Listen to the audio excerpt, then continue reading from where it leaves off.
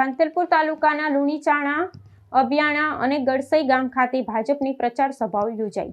પાટણ જિલ્લાના સાંતલપુર તાલુકાના લુણીચાણા, અબિયાણા અને ગડસઈ ગામોમાં ભારતીય જનતા પાર્ટી દ્વારા પ્રચાર સભાઓનું આયોજન કરવામાં આવ્યું હતું।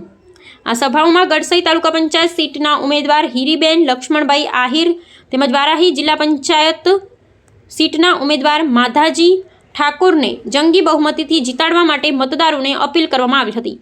સભામાં રાધનપુરના ધારાસભ્ય લવિંગજી ઠાકોર તેમજ સ્થાનિક કાર્યકરો અને મોટી સંખ્યામાં ગ્રામજનો ઉપસ્થિત રહ્યા હતા, જ્યાં ભાજપના આગેવાનો દ્વારા વિકાસના મુદ્દાઓ રજૂ કરી પક્ષના ઉમેદવારોને સમર્થન આપવા અપીલ કરવામાં આવી હતી। હું લક્ષ્મણભાઈ અણદાભાઈ ગામ લીમગામડા, મારા ધર્મપત્ની હીરીબેન લક્ષ્મણભાઈ અણદાભાઈ ભાજપ પેનલ પક્ષમાંથી ઉમેદવારી નોંધાવી છે ગડસઈ સીટમાં સાંતલપુર તાલુકામાંથી, અને જિલ્લામાં વારીની સીટની અંદર માધાભાઈ ઠાકોર લુણીચાણા એમને પણ ઉમેદવારી નોંધાવી છે। અમારા ગડસઈ ગામની અંદર 4 ગામ આવે છે, લીમગામડા ગામ, લુણીચાણા ગામ, અબિયાણા ગામ ને ગડસઈ ગામ। તેથી કરીને આપ સૌ મતદારોનો અમે ખૂબ ખૂબ આભાર માનીએ છીએ કે અમના વિશ્વાસથી અમને ભાજપ પક્ષે ટિકિટ આપી છે। તેથી કરીને હું પણ અમારા ભાજપ પક્ષના આગેવાનોનો અમે આભાર માનીએ છીએ। લવિંગજીભાઈ ઠાકોર ધારાસભ્ય છે, અલ્પેશભાઈ ઠાકોર ધારાસભ્ય છે, શંકરભાઈ ચૌધરીનો પણ અમે આભાર માનીએ છીએ કે અમને અમારા ઉપર વિશ્વાસ મૂકીને અમને ટિકિટ આપી છે। તેથી બધાએ આગેવાનીનો ખૂબ ખૂબ આભાર। અને અમને વિશ્વાસ છે કે અમારા મતદારો છે અમને જરૂર સારી લીડથી અમને વિજય બનાવશે અને માધાભાઈને પણ વિજય બનાવશે। બહુમતીથી જીતશું એવો અમે વિશ્વાસ વ્યક્ત કરીએ છીએ। અને જે પણ 4 ગામની અંદર કામમાં જે અટકાલપણા હશે, બાકી હશે, તેથી એ કામ અમે પૂર્ણ કરી આપશું એવો સૌને અમે વિશ્વાસ આપીએ છીએ। જય હિન્દ। આનંદની વાત, ખુશીની વાત એ છે કે જિલ્લા પંચાયત ને તાલુકા પંચાયતની ચૂંટણીનો પ્રચાર વેગવંતો બની ગયો છે। આજે એ અબિયાણા ગામે અહીંયા જંગી જાહેર સભા આખું ગામ એક થઈને એ ભારતીય જનતા પાર્ટીના ઉમેદવાર ભાઈ માધાભાઈ બેન શ્રી હીરીબેન આહિરને જંગી મતે એ જીતાડવાની ખાતરી આપી છે। સાથે સાથે લુણીચાણા ગામમાં પણ આજે સભા યોજીને આખું ગામ એક થઈને એ તો માધાભાઈનું ગામ છે એટલે એ પણ એક થઈ ગયું છે।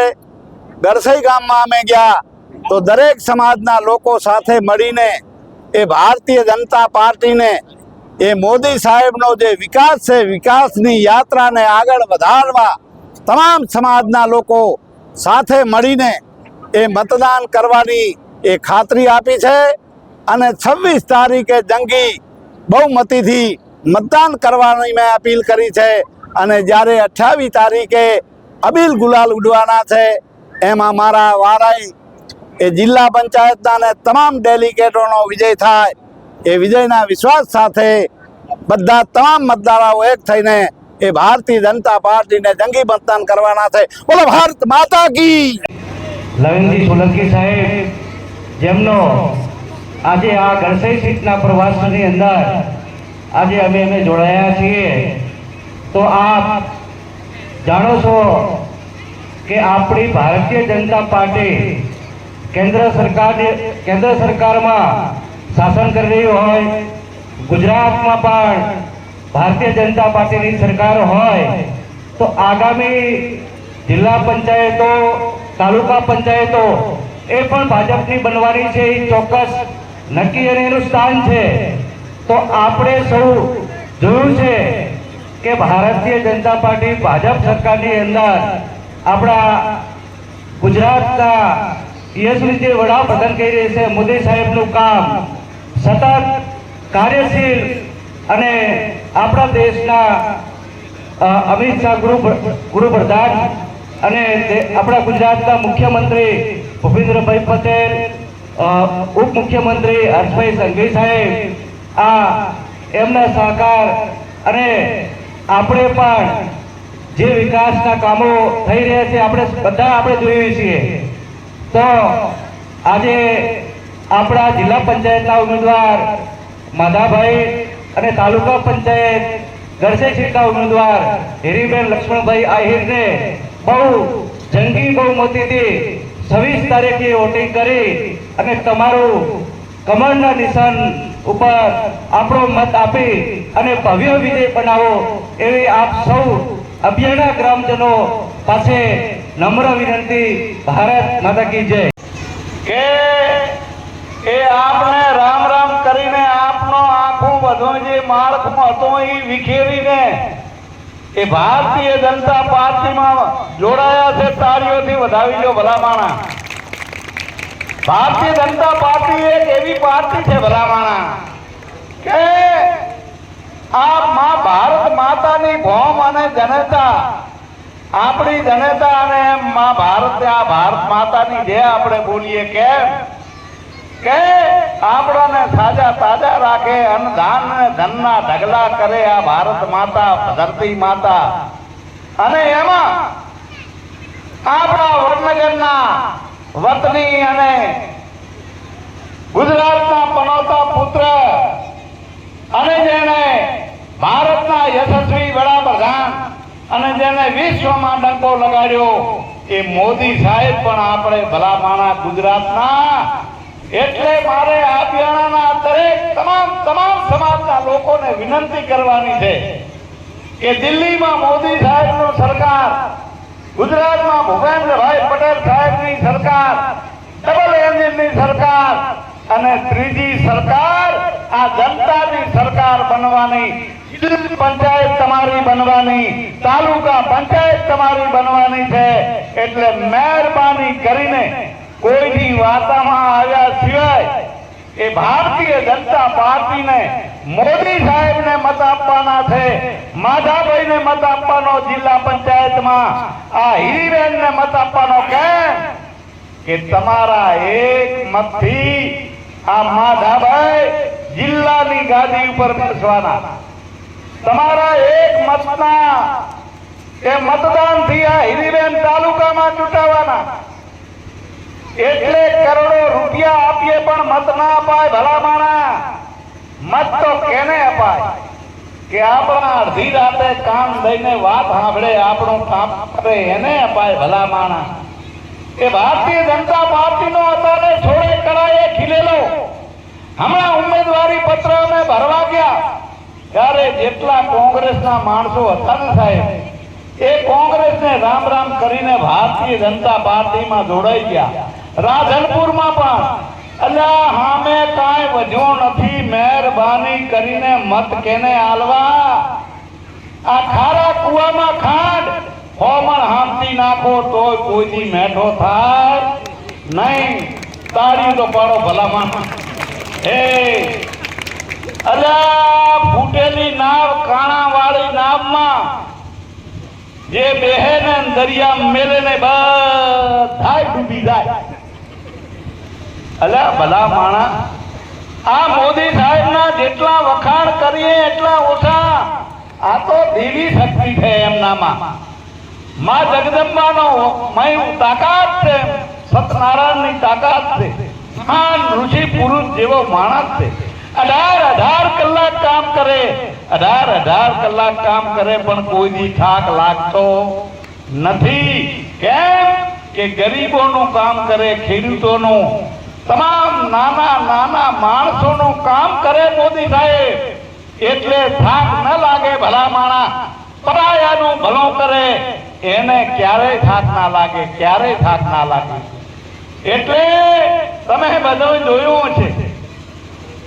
12 વર્ષ આપણા ગુજરાતના મુખ્યમંત્રી રહ્યા ત્યારે મોદી સાહેબે નક્કી કર્યું કે મારા ગુજરાતમાં કોઈ ગરીબ દીકરો દીકરી ભણ્યા વગર ના રહી જાય.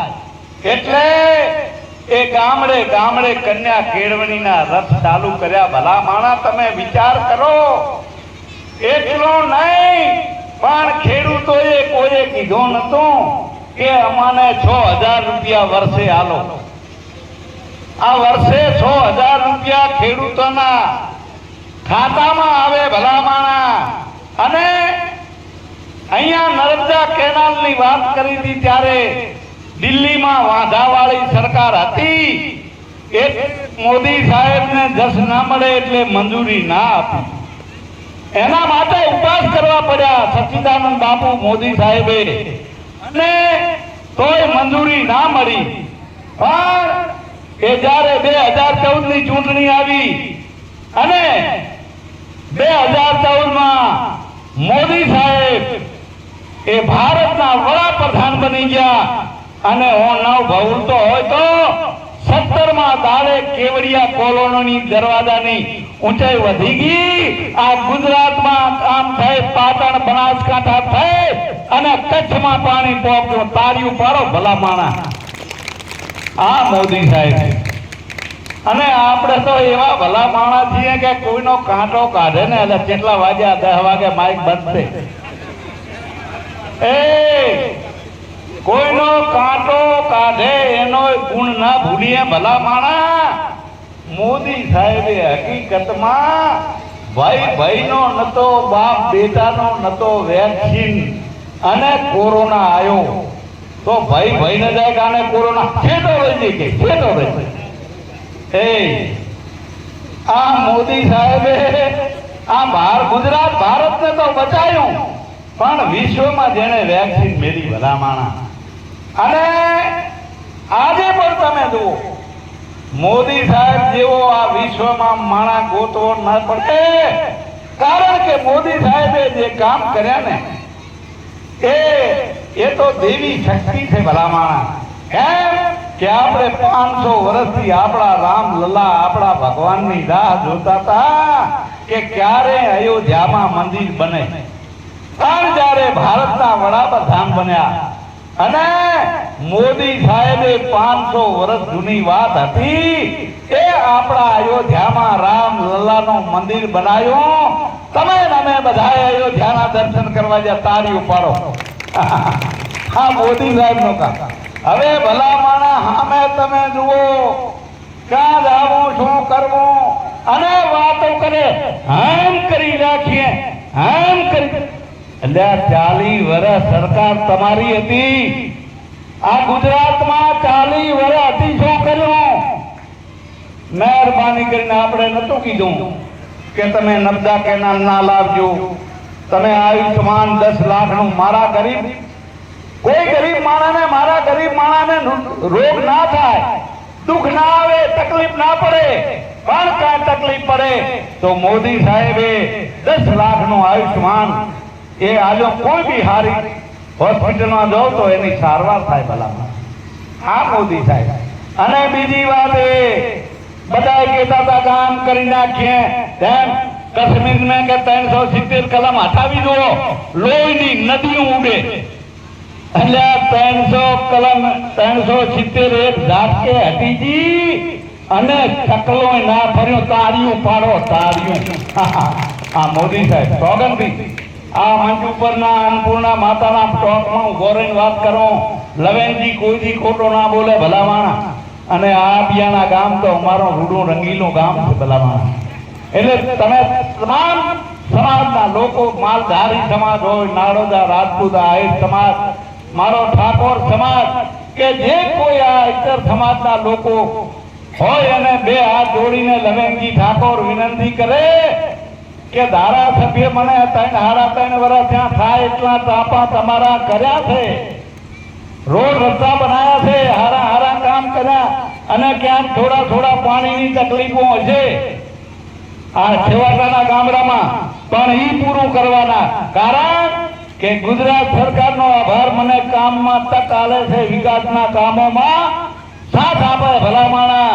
અને શંકરભાઈ ચૌધરી અધ્યક્ષ છે એટલે વિધાનસભામાં મને બોલવાનો મોકો મળે. અમીરભાઈ એટલે પણ એ બધી આખી તાકાત તમારી છે.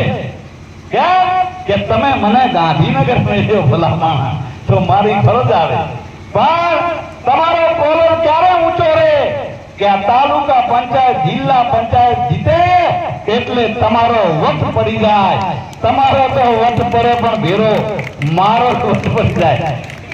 કેમ કે લવેનજીના વિસ્તારના લોકો, કારણ કે 2 વાર તમે મને આ ચૂંટ્યો છે અને 3જી વાર આ માધાભાઈને અને આ હિરીબેન વાંધીને હાથ જોડજો, વાંધાજો. આ લક્ષ્મણભાઈ એવો સજ્જન માણસ છે, બધી રીતે સંપન્ન માણસ છે, સજ્જન માણસ છે. એ પણ બેન એટલા બધા પવિત્ર માણસ છે. એટલે હું વિનંતી કરું કે આખા ગામના ભેગા થઈને તેથી ક્યાંય આડાઅવડા મારી બહેનો ઊભી છે એને વિનંતી કરું કે પહેલું મતદાન કરજો. કારણ કે મતદાન એ અમૂલ્ય દાન છે. એની કોઈ કિંમત ના આપી શકે, કરોડો રૂપિયા આપે, પણ મતદાન એડે ન જાય. હવે સાહેબ થઈ ગયો છે એટલે મારી વાતને પૂરી કરો અને તમે બધા સાથે મળીને ભારતીય જનતા પાર્ટીને જંગી બહુમતીથી જીતાડો. એ જ વિનંતી સાથે તમારે બધાને રામ રામ કરી મારી વાત પૂરી કરું. બોલો ભારત